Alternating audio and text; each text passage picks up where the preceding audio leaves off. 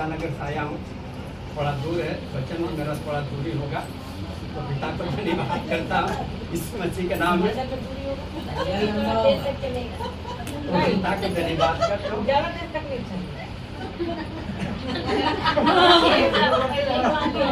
चलिए, जब तक चलेगा चलेगा, जब तक 5 से 10 नहीं 10 मिनट से ऊपर जाएगा। नहीं, तो पिता के धन्यवाद करता हूँ आप अंदर ही रखिए। मसीह के नाम से। और जब तक पिता बोलना तो यीशु मसीह को, हमको तो बोलना नहीं है, तो पिता को धन्यवाद करते हैं।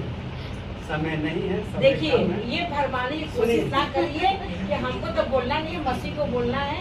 ये सब अंदर की बात है, भरमाने वाली बात है। आप बोलिए। देखिए जाता हाँ निकालेंगे हम मत्ती 10 पेज नंबर 10 है मत्ती। हाँ, बोलिए ना। 10 पेज निकालो मत्ती। परमेश्वर और धन 24 6 का 24 6 का 24 10 नंबर पेज निकालिए मत्ती का, परमेश्वर और धन। देखिए सभी लोग निकाल लीजिए पहले। जब कोई आपसे बोल देंगे जल्दी निकल जाए। इतनी जल्दी आएंगे नहीं, क्योंकि हर एक का बुक कुछ अलग है। तो 10 में तो पेज मत्ती है 6 का 24 परमेश्वर और धन। 24 परमेश्वर और धन।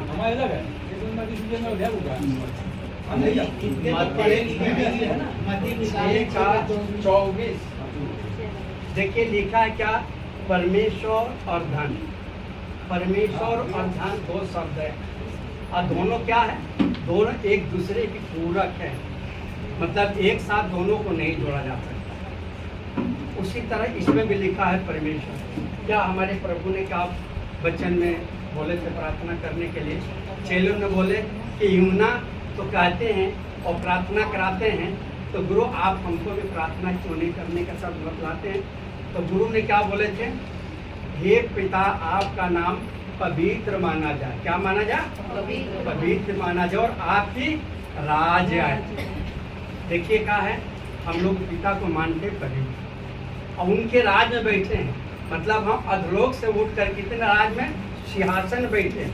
ये क्या है? स्वर्ग है पिता का। तो हम लोग कहाँ बैठे हैं? स्वर्ग में। देखिए प्रभु कितने अच्छे वचन बोलते हैं, हे पिता तेरा नाम पवित्र माना जा और तेरा राज है। हर एक दिन की मजदूरी मुझे रोज रोज दिया है। देखिए हमारे प्रभु ने कितनी अच्छा वचन प्रार्थना करने की बतलाए, उसकी अर्थ कितनी अच्छी है। हमको हर दिन का रोज रोज दीजिए, हमको इकट्ठा न कीजिए। तो क्या लिखा? परमेश्वर और धन। जो परमेश्वर को चुनेगा उसको धन नहीं मिलेगा, और जो धन को चुनेगा वो परमेश्वर से नहीं मिलेगा। क्योंकि धन क्या करता है? हमारे अंदर घमंड को पैदा करता है। वो परमेश्वर को हटा देता है, कहता कि मैं तुम्हें खरीद लूंगा, उनको खरीद लूंगा, जज को खरीद लूंगा, वकील कर। क्या हो जाता है? धन। धन मतलब घमंड। और जहाँ घमंड होता है वो परमेश्वर वहाँ पर नहीं रहते, परमेश्वर वहाँ पर रहते ही नहीं। तो ये देखिए क्या लिखा है। और क्या हमारे प्रभु ने कहा कि भाई ये बोलो कि माने जो मैं दूसरे को पापों को क्षमा किया, तू मेरे भी पाप को क्षमा करे पिता, और मुझको परीक्षा में न डाल। देखिए प्रभु ने कितने अच्छे वचन बतलाए हैं कि मुझको परीक्षा में न डालना। आयुब जैसे, क्योंकि आयुब का पूरे शरीर का गले गले में एक एक निकल गया, तो हमारे प्रभु ने ये शब्द बोले थे। तो यही है धन और परमेश्वर, ये दोनों पूरक, एक पा सकते दोनों नहीं। क्या लिखे? कोई मनुष्य दो स्वामियों की सेवा नहीं कर सकता। क्या करे? दो स्वामी मतलब एक पवित्र आत्मा, एक पाप है। धन, धन मतलब घमंड। तो दोनों एक साथ है, दोनों के कोई भी सेवा दोनों पा नहीं सकता। सेवा मतलब दोनों को पा नहीं सकता, क्योंकि वह एक से बैर और दूसरे से प्रेम रखेगा। क्या कह रहा? एक से प्रेम, जैसे अभी ना बोला घमंड है, हम खरीद लेंगे, और जो खरीदेगा उसके पास परमेश्वर कभी रह नहीं सकते। क्योंकि हाँ क्या करे? प्रेम रखा था, एक से मिला रहेगा और दूसरे को तुच्छ जानेगा। तुम परमेश्वर घर दोनों को सेवा नहीं कर सकते। क्या करें? पिता अगर यहाँ जो धनी होता, इस पिता के परमेश्वर के राज्य में नहीं आता। यहाँ कौन आता है? सब मीडियम क्लास, जो रोज खाना रोज कमाना, हमारे प्रभु बोले रोज रोज का मजदूरी हमें हर दिन दिया करे, कल वाला काम नहीं कल लो। सुनिए क्या होता है, जो बड़े लोग जाते हैं बड़े हाथी में, वहाँ पे जांच होती है, अब वहाँ से निकल के आ गए तो बोला ही रहने दीजिए। और नहीं निकल के आए तो ठीक है। और जो छोटे लोग होते हैं क्या होता है, जो मीडियम क्लास के, तो वो इलाज कराते हैं, उनको इलाज करके परेशान हो जाते हैं, तो वो जब लगते हैं कि बस कहीं ऐसा रास्ता मिले हम ठीक हो जाए, इसलिए लोग आते हैं। बड़े लोगों के आई नहीं पाते तो उनका बढ़िया इलाज होता है ना। फिर भी वो पिता को नहीं चुन सकते, आने की बात छोड़ो, पिता को नहीं चुन सकते। इसलिए मैं चुन सकते, पिता उनको नहीं चुन। हाँ वही बात हो, पिता में आएंगे तो पिता क्या चुने। इसलिए मैं तुमसे कहता हूँ कि अपने प्राण के लिए चिंता न कर, क्या कर, इसलिए हमारे कर अपने प्राण की चिंता न कर, क्या करना नहीं क्या करना इसको चिंता न कर, कि क्यों खाएगा, कि हम क्या खाएंगे और क्या पिएंगे, और ना अपने शरीर के लिए कोई पहनेगा, क्या करे, तुम चिंता न कर कि मेरा शरीर क्या खाएगा, क्या पिएगा, क्या पहनेगा, क्या करे, क्या प्राण भोजन से और शरीर वस्त्र से बढ़कर है, क्या करे, जो प्राण है उससे भोजन और कपड़ा जो वस्त्र है उससे बढ़कर के नहीं है। क्या कह रहे हैं, आकाश के पक्षी देखो, वे ना तो बोते और न काटते और न खतों में बिटोरते, क्या पिता सबको देने वाला अटैक करता है ना, अनेक कर।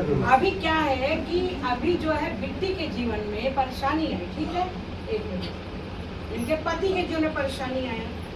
कल इनकी बेटी आई थी, इनकी बेटी संगति करती थी, अब कल इनकी बेटी ने कहा कि हमने संगति छोड़, बिट्टी ने क्या किया कि ये भी संगति अकेले पाके या जो भी करके इन्होंने छोड़ दी, कितनी विपत्ति आई। भाई साहब ने क्या कहा, जब हम परमेश्वर से मन हटाते हैं तो परेशानी आ जाती है। आदमी सोचता है कि हम दाल रोटी तो खा रहे हैं, लेकिन वो कब बम का गोला फट जाएगा ये किसी को पता नहीं। इसलिए हमें डर भय के साथ चलते रहना चाहिए और अपना कर्म हमें करते रहना चाहिए, हमें लापरवाही नहीं करना चाहिए।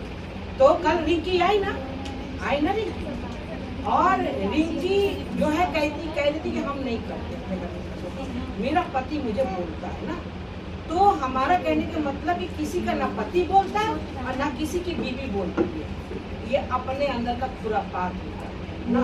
अगर हमने मन ठान लिया तो कोई किसी को बोलता नहीं, ठीक है, तो पिता को धन्यवाद। इसलिए एक भी उर्दू इनका सोलम लिखा है, पढ़िएगा। परमेश्वर ने क्या कहा, क्या तुम नहीं जानते कि परमेश्वर का पहला तुम्हें लिखा है, क्या तुम नहीं जानते तुम परमेश्वर का मंदिर, परमेश्वर का आत्मा, ठीक है ना। यदि परमेश्वर का आत्मा तुम्हें वास करता है, यदि परमेश्वर के मंदिर को नष्ट करेगा तो परमेश्वर से कहा ना, तो हमें किसी बात डर नहीं, तो नष्ट नहीं करेगा भाई साहब।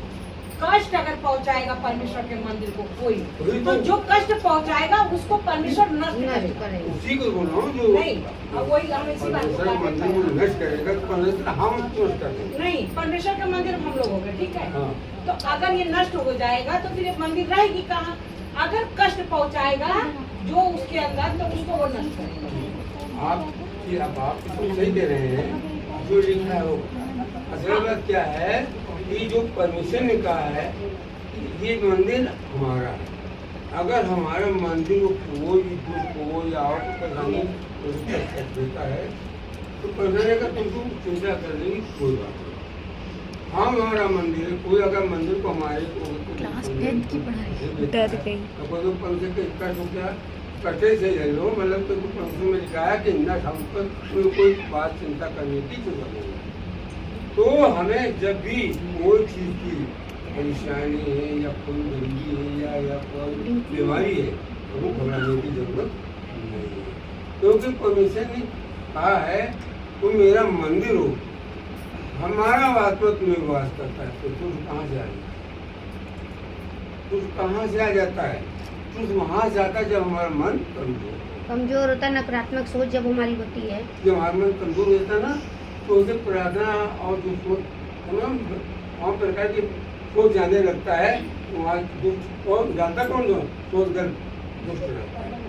जब दुष्ट जाता है तो इसलिए जो है, तो हमारा जो है ये कि हमेशा विश्वास अपना परमेश्वर बनाए रखना चाहिए और चलते रहेंगे, कोई आपको कोई छू नहीं और ना ही कोई अटैक करता है। तो उसकी हिम्मत है कि हमें कोई छूले और कुछ अटैक करे।